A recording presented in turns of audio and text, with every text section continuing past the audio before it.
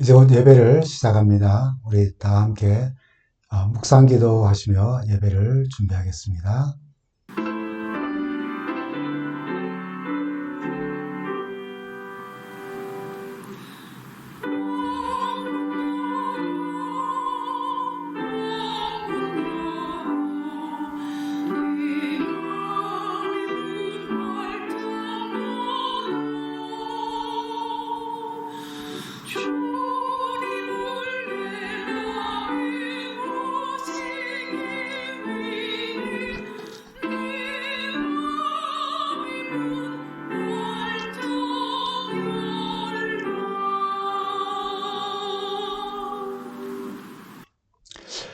성도 여러분, 한 주간 잘 지내셨습니까?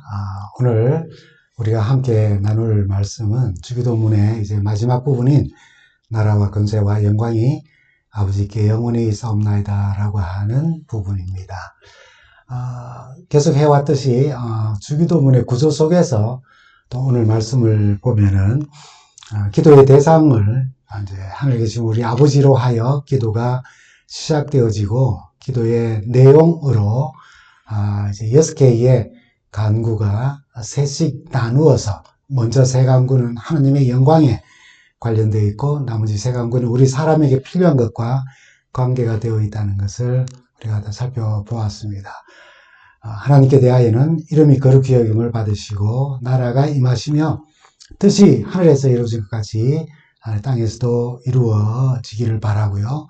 그 다음에 이제 우리를 위한 간구로서는 우리에게 일용할 양식을 주옵시고 또 우리에게 죄 지은 자를 우리가 서로 사한 것처럼 우리 죄들 사하여 주시고 또 우리를 시험에 들게 하지 마시고 또 악에서도 구원해 주시기를 간구하라 하셨습니다. 그리고 이제 마지막 오늘 우리가 함께 살펴볼 그리고 묵상할 내용은 기도의 마침 부분으로 우리가 흔히 송영이라고 부르는 나라와 권세와 영광이 아버지께 영원히 있사옵나이다 아멘이라고 하는 이 부분입니다. 계속 말씀드린 것처럼 십계명의 구조와 같다고 말씀을 드렸지요. 알다시피 여러분 십계명의 첫 4계명은 하나님의 영광에 관한 것이고 나머지 6계명은 우리 인간과 관련된 내용입니다. 십계명이든 주기도문이든 하나님과 관련된 것이 항상 우리에게 우선적인 것이 되어야 한다는 사실을 알려준다는 것이죠. 이런 말이 있습니다. 유종지미, 흔히 유종의 미라고 그렇게 이야기합니다. 끝이 좋으면 다 좋다는 속담이죠. 셰익스피어의 희곡 제목에도 사용된 말이기도 합니다. 그 뜻은 시작한 일의 끝맺음을 잘하여서 좋은 결과를 거둔다라고 하는 그런 뜻입니다. 이 사자성어가 생활 속에서는 유종의 미를 거두자라고 하는 문구로 자주 사용되어지지요. 이 말을 많이 듣고 또 우스갯소리로 많이 사용하는 때 중에 하나가 청년 때 교회 찬양대에서 많이 사용했었습니다. 열심히 준비하였지만은 시작부터 화음이 잘 맞지 않았는데 마지막에 아멘 부분에서 기가 막히게 화음이 잘 맞으면 그때 찬양대장이 웃으면서 이 말로 위로하긴 했지요. 끝이 좋으면 다 좋은 겁니다. 우리는 지금 유종의 미를 거둔 것입니다. 라고요. 우리의 인생을 두고 이야기한다면 한평생을 살면서 많은 우리가 우여곡절을 경험합니다. 실패와 실수들이 있을 수 있습니다.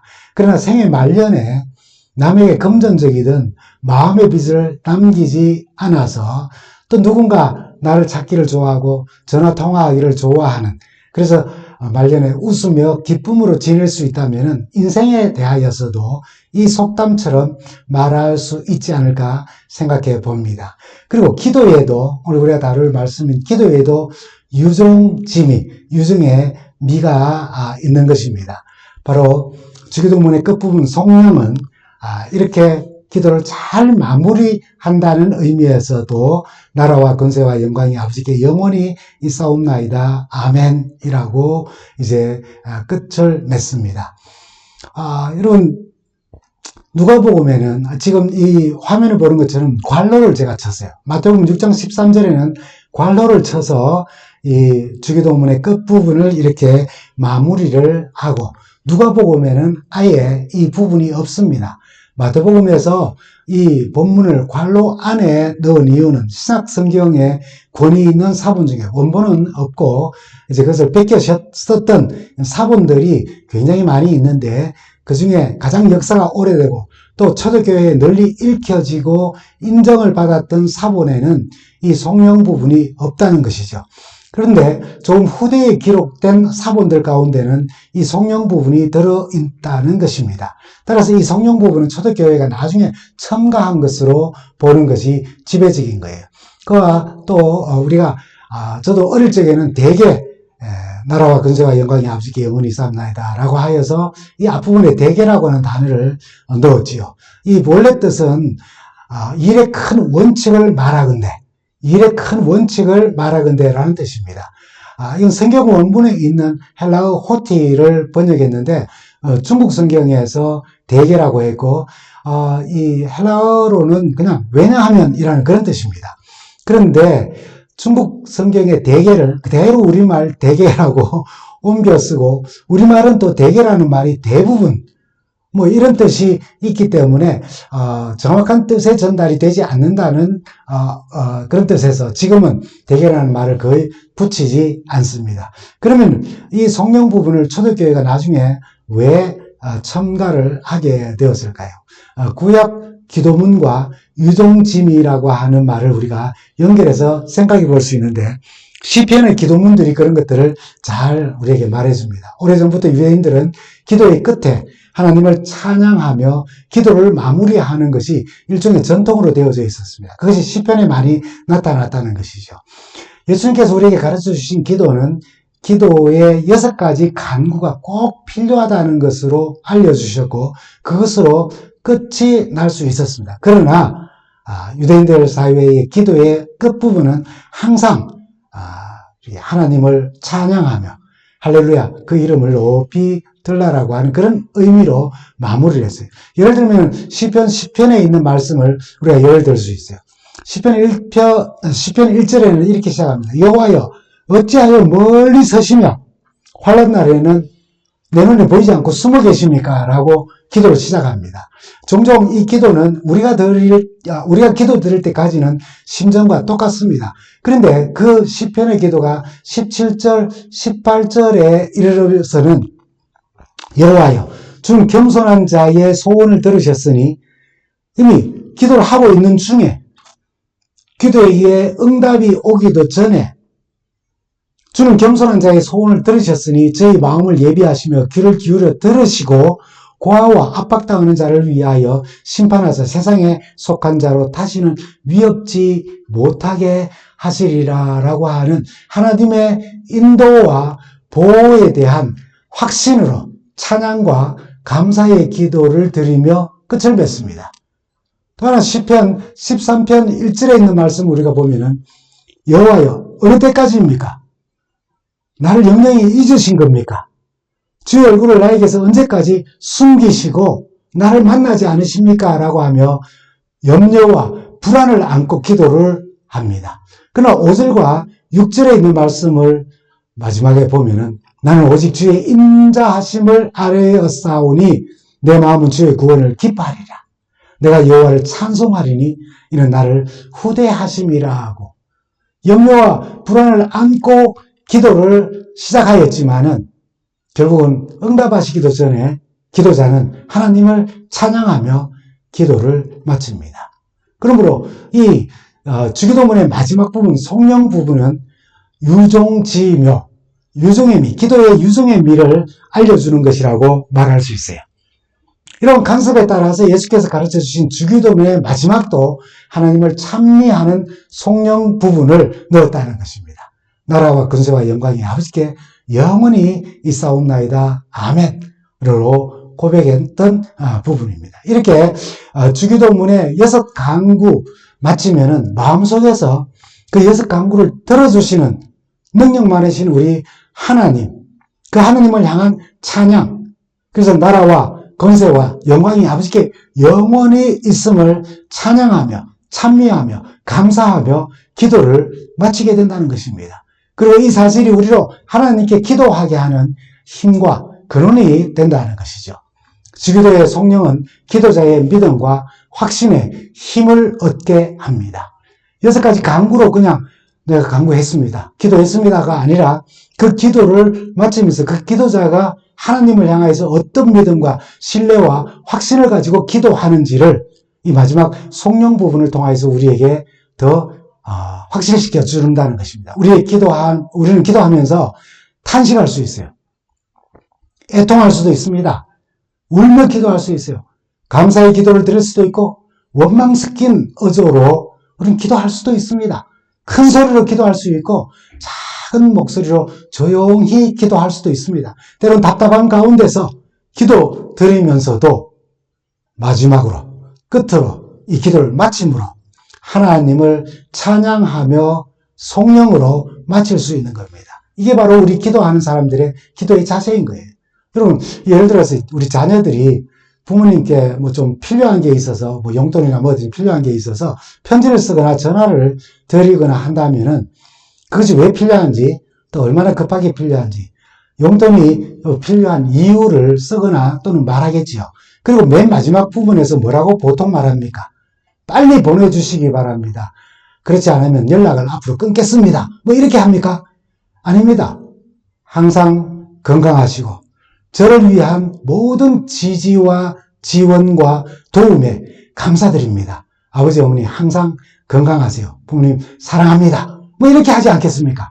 당연히 감사와 사랑을 표현합니다. 그러므로 어떤 기도를 드렸든지 기도의 시간에 만난 하나님으로 인해 하나님의 존재와 하나님의 위대함과 하나님의 영광을 찬양하며 기도를 마무리하는 것입니다. 주기도의 성령은 기도자가 가져야 할 믿음이기도 하는 것입니다. 성령의 내용은 3단어에 포함되어 있어요. 하나님의 나라, 하나님의 권세, 하나님의 영광으로 구성이 됩니다. 그리고 아멘하며 이 기도를 마칩니다. 우선 이 3단어, 하나님의 나라, 하나님의 권세, 하나님의 영광은 절대적으로 하나님께 속한 하나님의 품성이기도 하고 하나님의 모습으로 나타나는 단어입니다. 그래서 우리에게 가르쳐 주신 기도의 내용, 하나님의 영광을 위하여 드리는 우리의 기도와 우리 자신과 이웃과의 관계 속에서 우리가 하나님께 드려야 할 모든 기도, 그 기도를 우리가 드릴 수 있는 근거가 되고 또 이유가 되는 것입니다. 그래서 왜냐하면 이라고 하며 하나님의 나라와 권세와 영광이 영원히 하나님께 있기 때문에 우리는 이 기도를 드립니다라고 그렇게 고백하는 것입니다. 첫 번째는 하나님의 나라가 영원하다는 고백입니다. 주님 당시에 세계 최강의 나라는 어느 나라였습니까? 로마였습니다. 로마라는 단어가 주는 위압감은 상상을 초월했던 그런 시대였습니다. 이런 시대적 상황을 반영한 듯 당시 나라에 대해 말할 때에는 이 나라가 로마 황제에게 속해 있습니다 라고 함이 참 당연한 그런 때지요. 그러나 로마도 그 황제도 영원한 나라, 영원한 권력, 영원한 왕으로서 또는 황제로서 군림할 수가 없었어요. 이런 상황에서 주님께서 제자들에게 가르쳐주신, 그리고 유대 사회에 알려주신, 그리고 오늘 우리에게 알려주신 이 기도의 나라가 로마 황제에게, 세계 최강국에, 지금으로 말하면 미국이든 어디든 이런 나라를 둘 수 있겠지요. 그게 큰 나라고 우리가 굴복할 수 없는 나라가 아니라 모든 나라는 하나님께 있다고 가르쳐 주신 것입니다. 그것을 고백하게 하신 거예요. 기도 속에. 그 국권이 타인에게 넘어가는 것이 아니라 영원함을 인정하고 믿음을 나타내는 기도를 드리도록 한 것이에요. 우리 모두가 잘 알고 있듯이 역사를 통해서 한번 보십시오, 여러분. 역사 속에 강대국들의 운명을 한번 보십시오. 여러분, 애국, 아수르, 바벨론, 페르시아, 그리스, 로마, 이 나라들로 이어져 내려오면서 흥망성쇠를 거듭하는 인류 역사는 이 땅에 영원한 나라도 영원한 권력도 없다는 것을 잘 말해주고 있습니다. 우리가 잘 아는 다니엘서의 느부갓네살 왕의 신상의 꿈이 그것을 말해주지 않았습니까? 거기에 표현된, 그 신상 안에 표현된 그 모든 금속들, 금으로 시작하여 은으로, 노스로, 철로, 그리고는 철과 진흙으로 묘사된 나라들의 특징들을 표현하면서 나라들이 결국은 흥망성쇠를 이루고 만다라고 하는 것을 보여준 겁니다. 그런데 사람의 손으로 하지 아니한 돌이 나라와 신상에 발을 쳐서 부수뜨리니까 그 신상은 어디 간지 흔적도 없고 돌이 태산을 이루어서 온 세상에 가득하였다라고 하는 예언을 다니엘이 하게 됩니다. 이 사실을 다니엘서 2장 44절에는 이렇게 설명하죠. 죄송합니다. 이 열왕의 때에 하늘의 하나님이 한 나라를 세우시리니 이것은 영원히 망하지도 아니할 것이요 그 국권이 다른 백성에게로 돌아가지도 아니할 것이요 이 모든 나라를 쳐서 멸하고 영원히 쓸 것이라. 이 열왕의 때에 하나님이 한 나라를 세우실 것이며 그 나라는 국권이 딴 데로 넘어가지 아니하는 흥망성쇠를 다시 또 기록하는 우리 거기에 백성들은 또 다른 나라가 침략하여서 우리가 종으로 또 전락되지 않으려는 그런 어떤 아무런 염려도 없는 그런 영원한 하나님의 나라가 세워질 것을 말하고 있는 것입니다. 하나님의 나라는 우리 삶의 최종 목적지인 것입니다. 우리 하나님의 이름이 거룩히 여김을 받기를 원하고 나라가 임하시기를 바라고 뜻이 하늘에서 이룬같이 이 땅에서도 이루어지기를 기도드리며 죽을 수밖에 없는 우리 죄인인 우리가 감히 우리 자신을 위한 기도를 드리면서 일용할 양식을 달라고 서로 용서하며 하나님의 용서를 구하는 기도를 드릴 수 있고 시험에 들지 아니하고 또 악에서도 구하여 달라는 기도를 드릴 수 있는 것은 이 능력의 하나님의 나라가 영원히 아버지께 속해 있고 우린 그 나라를 사모하며 살아가기 때문에 이 기도를 드릴 수 있다고 말하는 것입니다. 이 기도를 드리며 우리는 영원한 하나님의 나라가 임하기를 기다리며 준비합니다. 뿐만 아니라 현재 우리의 삶 속에서 그 안에 임재하는 하나님의 나라를 내 삶 속에서 경험하고 하나님의 나라를 우리는 우리의 삶 속에서 확장해 나가는 것입니다. 가정과 직장과 학교와 교회, 내가 속한 모든 공동체 안에서 하나님의 나라가 임하기를 기다리며 또한 내 안에 임한 하나님의 나라를 확장하며 하나님의 통치하심에 순종함으로 하나님 나라의 삶을 살아가며 드리는 기도인 것입니다. 그리고 이렇게 약속을 하시죠. 베드로서 1장 10절과 11절에 있는 말씀을 보면 그럼 우리 형제들아 더욱 힘써 너희 부르신가 택하심을 굳게 하라. 너희가 이것을 행한 적 언제든지 실족지 아니하리라. 이같이 하면 우리 주 곧 구주 예수 그리스도의 영원한 나라에 들어감을 넉넉히 너희에게 주시리라. 이 주기도문을 우리가 기도할 때에 그냥 우리 입술에 있는 기도가 아니라는 것입니다. 우리에게 그 나라에 들어감을 넉넉히 허락해 주시는 하나님의 약속을 믿고 바라며 하나님의 나라는 영원합니다 라고 우리는 기도 드리는 것입니다. 그래서 그 하나님께 감사드리며 하나님의 나라를 향해 하나님의 나라를 위하여 하나님 나라의 사람으로서 우리는 이 기도를 드리며 세상을 살아가는 것입니다. 두 번째는 하나님의 권세가 영원하다는 고백입니다. 하나님의 권세. 참 여러분 세상 권세 권력 참 대단합니다.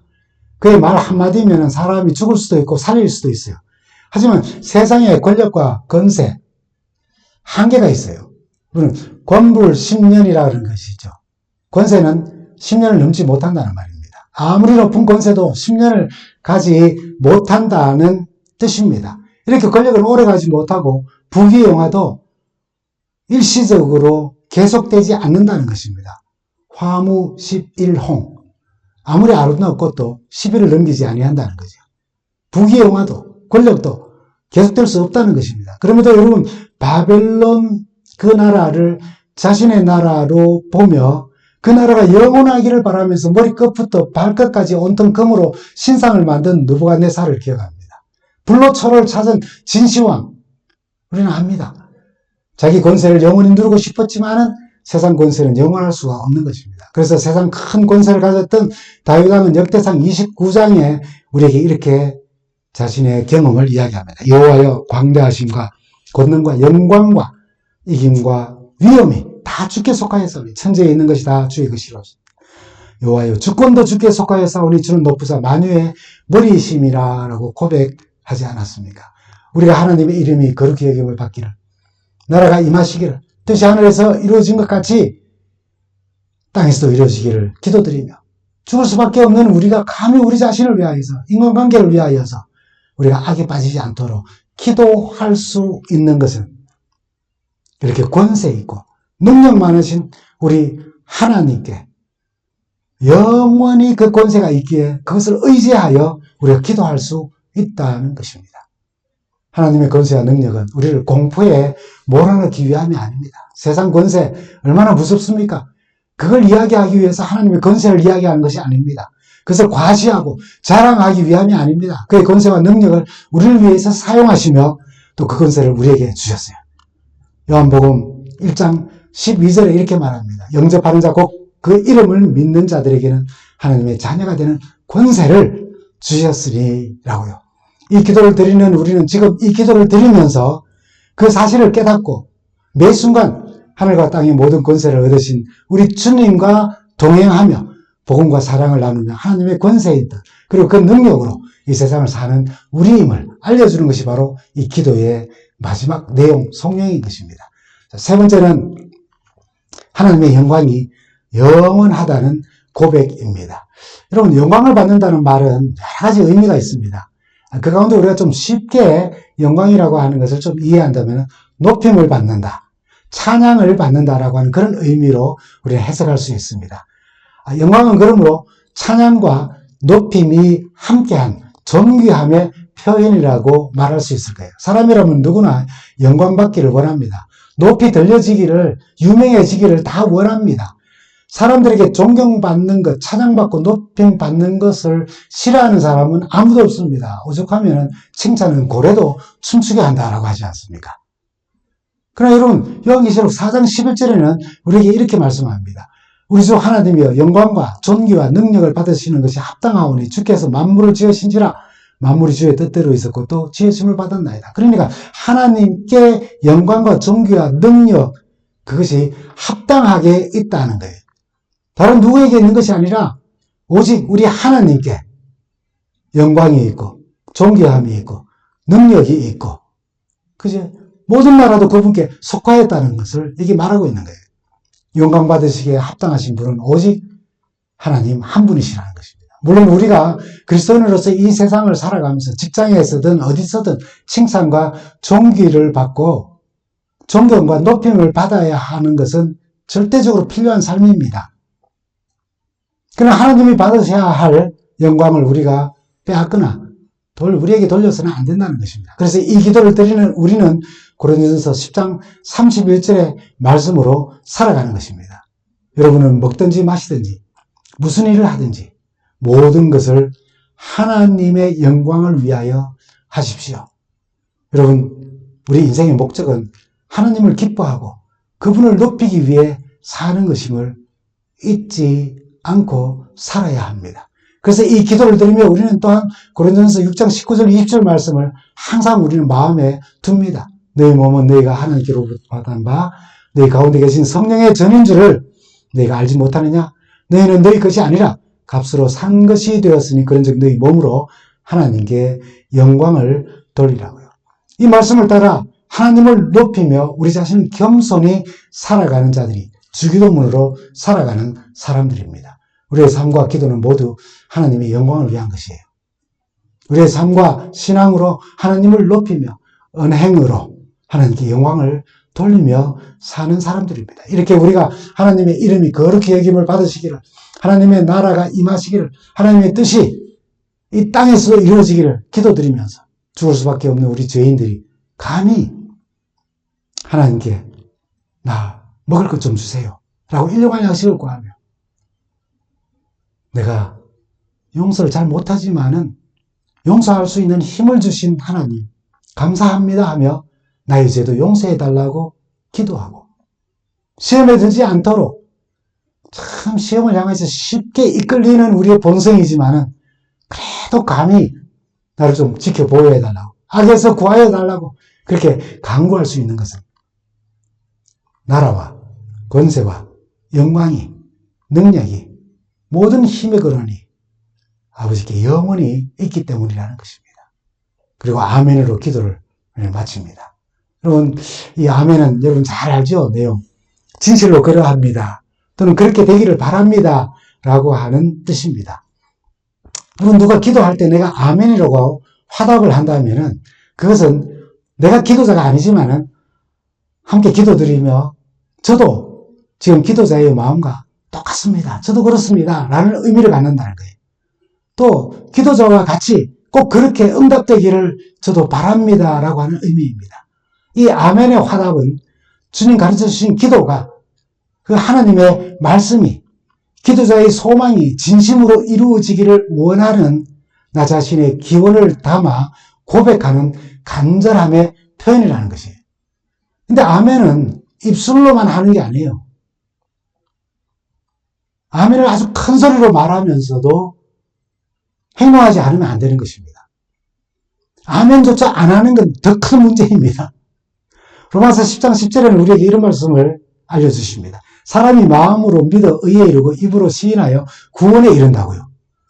우리는 흔히 믿습니다 라고 하는 그렇게 말만 하면 되는 거라고 생각합니다. 마음으로 믿는다는 것은 그 믿음이 온전한 나의 내면의 삶의 변화를 먼저 가져다 주는 힘이 있습니다. 이 믿음은 그런 힘이 있습니다. 그냥 입술로만 있는 믿음이 아니라는 겁니다.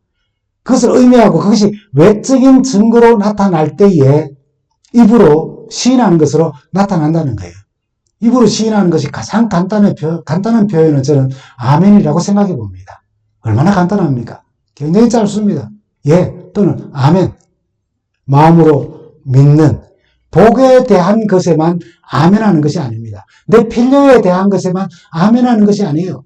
마지막 때에 교회가 하나님의 나라를 확장해 나갈 때에 직면하게 되는 구체적인 그 탄압과 죽음이 우리를 덮칠지도 모르는 고난 앞에서도 굽히지 않고 굴하지 않고 하나님의 공의와 사랑과 구원을 진심으로 바라며 그것이 하나님께서 약속하셨기 때문에 그것이 이루어질 것을 흔들림 없는 믿음으로 나타내는 것까지 우리의 기도 속에 아멘 속에 포함되어져 있다는 겁니다. 입술의 아멘은 행동을 포함합니다. 여러분 서로 사랑합시다 라고 하는 말에 아멘 하였다면 사랑해야 합니다. 구약 이스라엘 백성들에게 선지자를 통하여서 언약의 말씀을 지키지 않는 자들에게는 저주를 내리리라 하신 하나님의 경고의 말씀에 이스라엘 백성들은 다 아멘으로 화답하였습니다. 그럼 그렇게 살아야 했습니다. 축복에 대한 것에만 아멘하는 것이 아니라는 말씀이죠. 모든 하나님의 말씀. 오늘 내가 어떤 때는 쉽게 들을 수 있는 기도의 부분이 있고 쉽게 기도 드릴 수 없는 어떤 부분이 있다 할지라도 주기도문으로 내가 기도한다면 그 끝에 아멘이라 기도를 마쳤다면 우리는 그 기도의 삶을 살아야 한다는 것입니다. 주기도문으로 기도하며 주기도의 삶으로 사는 우리는 요한계시록 22장 20절에 약속하신 진심으로 아멘하며 사는 사람들입니다. 여러분 요한계시록 22장 20절 내가 진실로 속혀오리라 하거늘 아멘 주 예수여 오시옵소서.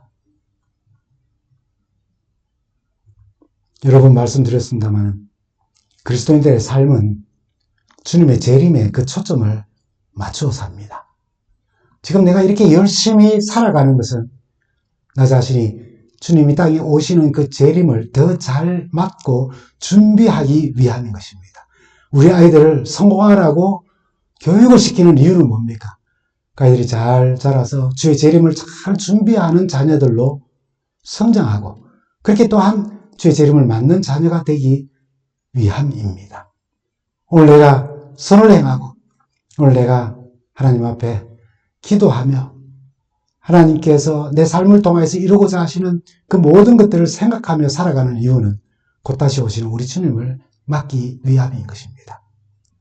여러분 지금 아무리 열심히 살아도 내가 성공하였다 할지라도 내 자녀들이 이 미국에서 성공한 삶을 산다 할지라도 그 삶이 주님 이 땅에 다시 오시는 재림에 맞춰 있지 않으면 그 성공은 다 의미가 없는 것이고 그 열심은 의미가 없는 것입니다. 물론 살아가는 동안 의미 있을 수 있습니다. 성공했기에 그것으로 누릴 수 있는 것들이 있으니까요. 그러나 그것이 다가 아닌 것을 여러분 잘 아시지 않습니까? 우리가 주님 다시 오시겠다는 약속의 말씀에 아멘 할 수 있다는 것은 얼마나 큰 축복입니까?